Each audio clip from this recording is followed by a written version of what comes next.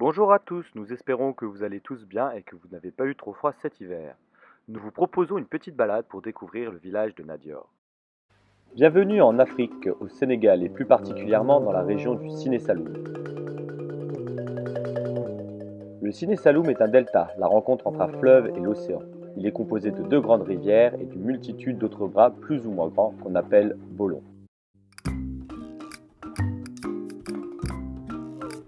Les habitants du Sénégal sont les Sénégalais, mais dans le Siné Saloum, on les appelle les Sérères. C'est un très ancien peuple, très respecté pour sa connaissance de la pêche et de la fabrication des pirogues. Dans le Siné Saloum, on trouve plein de petits villages sur les différentes îles, comme celui de Moundé que vous avez vu dans la vidéo que nous vous avions présentée, et celui de Nadior où nous avons fait l'école.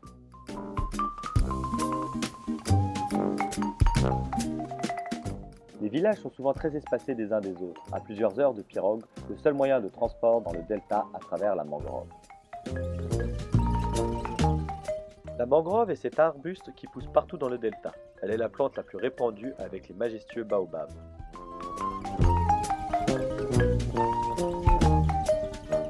Nadior, comme partout dans le Saloum, où nous avons un marais Nagawika, la vie est très calme, loin du tumulte des grandes villes, mais aussi très organisée.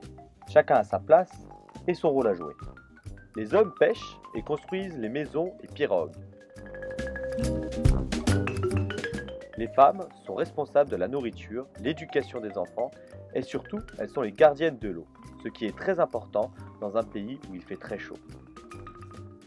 L'hiver, les températures basses atteignent les 22 degrés, mais c'est exceptionnel. Les Sérères ont alors très froid, car la température moyenne est de 30-32 degrés. Les enfants ne manquent pas d'occupation. Quand les garçons jouent au foot durant la récré, les filles s'entraînent à la danse. Mais les garçons sont aussi de très bons danseurs.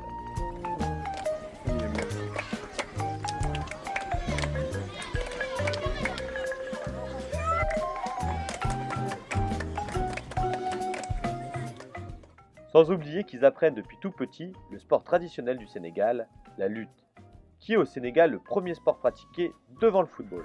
La lutte ressemble au judo, l'objectif étant d'être suffisamment rusé et fort pour mettre à terre son adversaire.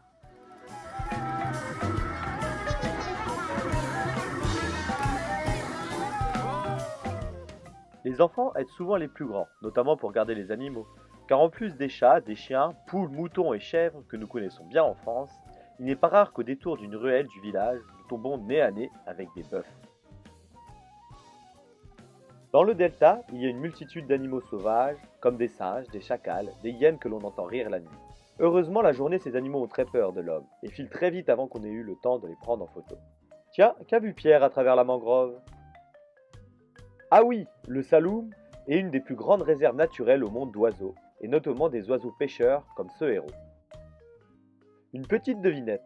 Quel est cet oiseau qui vole au-dessus des pêcheurs pour leur piquer leurs poissons? Le Sénégal, c'est aussi une culture culinaire. Ici, on mange par terre, dans de grands plats que tout le monde se partage. Le midi, on peut être 10 comme 20 à manger autour du même plat.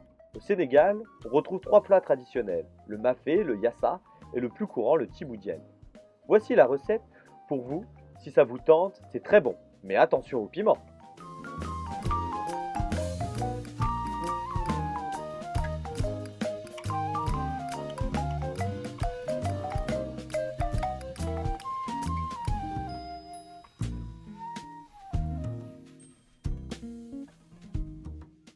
Voilà, c'est terminé pour aujourd'hui. Nous attendons avec impatience de vos nouvelles.